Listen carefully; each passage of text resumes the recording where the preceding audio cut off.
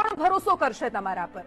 સરકાર શબ્દ જ્યારે આવે ત્યારે એની અંદર સંવેદના શબ્દ આવી જવો જોઈએ, એમને સામાજિક નિસ્બત હોવી જોઈએ. આ મંત્રીઓ છે એમનામાં નૈતિકતા નામનો શબ્દ હોવો જોઈએ. Kanu Desai do not disturb કહીને છટકી ના શકે. કનુ દેસાઈ અને આખી સરકાર તમારા માટે અમે કહી રહ્યા છીએ કે શેમ ઓન યુ. શરમ આવવી જોઈએ તમને. હજારો વિદ્યાર્થીઓ જ્યારે આ રીતે બહાર નીકળે છે ત્યારે એમના મા બાપ શું વિચારતા હશે? એ લોકો કંટાળીને કહે છે છોડો, આ બધું અમારે પડવું જ નથી આમાં. બેટા આપણે ધંધો કરી લઈશું કાં તો મજૂરી કરી લઈશું. હું વારંવાર ઉદાહરણ આપતી હોઉં છું કે એસઆરપી ના છોકરાઓ જે અહીંયા 3 વર્ષ પહેલા મારી પાસે ચર્ચામાં આવ્યા હતા, એ છોકરાઓ આજે દાડીએ જાય છે, મજૂરી કરવા જાય છે. ભણ્યા પછી મજૂરી કરે છે, એનું વધારે દુઃખ છે. અને એટલા માટે ભણવાના કારણે જો આ જ રીતે તમારે સિસ્ટમમાં આમ ઠોકરે ચડવાનું હોય, ધક્કા ખાવાના હોય, તો કોઈ મતલબ નથી તમારી આ સિસ્ટમનો. આ તો દરેક વખતે આ રીતે આવવાનું, બૂમો પાડવાની, ચર્ચા પૂરી થઈ જાય, વાત પૂરી. આ તો કઈ રીતની સિસ્ટમ તમે કરી નાખી છે? દરેક જગ્યાએ આજે યુવરાજસિંહ લખી રહ્યા હતા કે કામધેનુને ન મળે સૂકું તડકલું, એ ઘાસનું ને લીલાછમ ખેતર આખલા ચરી જાય છે. પણ અહીંયા બધા ડિપાર્ટમેન્ટમાં આખલા ભર્યા છે. એનું શું કરીશું? એક એક ડિપાર્ટમેન્ટનો સવાલ છે. આ માત્ર ઉર્જા વિભાગની વાત નથી. ઉર્જા વિભાગની ભરતીમાં આજે ભ્રષ્ટાચાર સામે આવ્યો છે.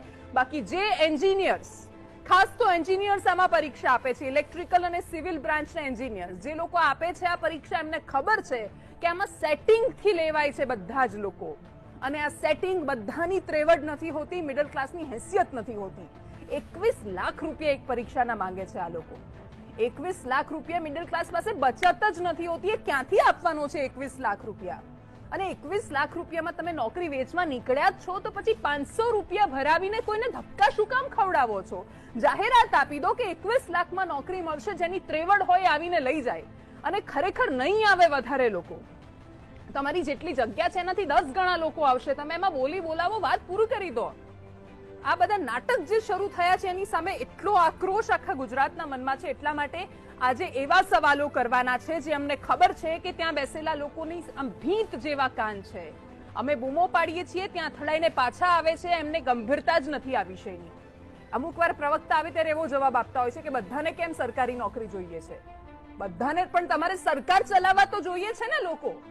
યુજીવીસીએલ ચલાવવા, એમજીવીસીએલ ચલાવવા ત્યાં લોકો નથી જોઈતા તમારે. ગુજરાતના ગામડાઓમાં આજે પણ, અહીંયા અમદાવાદમાં પ્રાઇવેટ વીજળી આવે છે, શહેરોમાં ખાનગી વીજળી આવે છે, ત્યાં પાવર કાપ નથી હોતો. પણ જો યુજીવીસીએલ આવતું હોય અથવા એમજીવીસીએલ આવતું હોય અને સરકારી કંપનીમાં હું ફોન કરું તો મને સરખા જવાબ નહીં આપે. કેમ કે એમને ફરક જ નથી પડતો. સિસ્ટમમાં જે લોકો આમ જ ઘૂસ્યા હોય એ લોકોને કોઈ ફરક નથી પડવાનો. અને એટલા માટે એમની જવાબદેહી જ નથી, કારણ કે ઉપરથી લઈને નીચે સુધી આખું સ્ટ્રક્ચર આ થઈ ગયું છે.